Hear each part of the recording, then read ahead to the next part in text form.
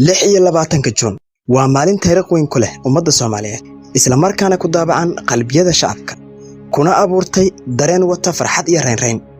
waxayna qiimahaasi ku mutaysatay in ay tahay markii ugu horeysay ee laga dulqotomiyo ciidda Soomaaliyeed calan xor ah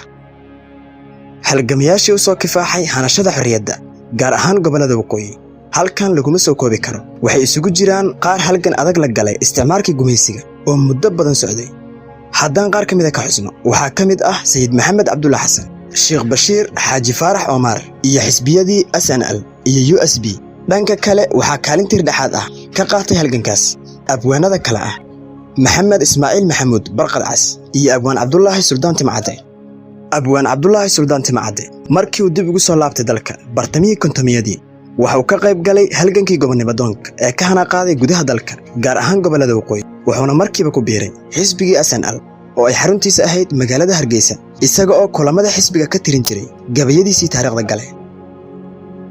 26 Juun 1960 waa habeenkii guusha iyo markii ugu horeysay ee calan xor ah laga taago ciidda Soomaaliyeed munaasabadii dabaaldega gobonimada ee ka dhacday beerta xorriyadda magaalada Hargeysa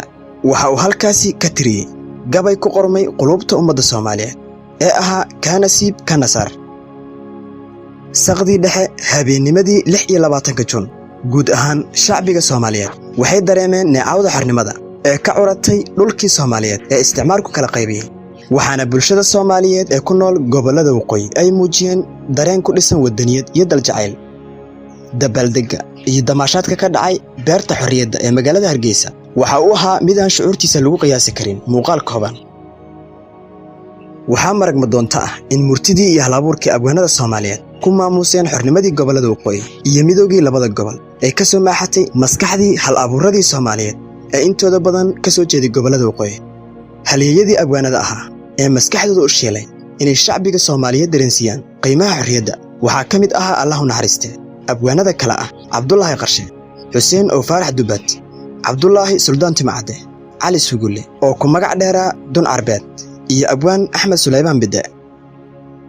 maanta oo kale 63 sano ka hor ayay ummadda Soomaaliyeed ka xoroobeen gumeystii Ingiriiska ee xilligaasi xukumayay gobolada waqooyi ee Soomaaliya halka 1 Luulyo ee isla sanadkaas ay xornimada heleen gobolada koonfureed ee Soomaaliya taasoo keentay midoogii labadii gobol ee koonfur iyo waqooyi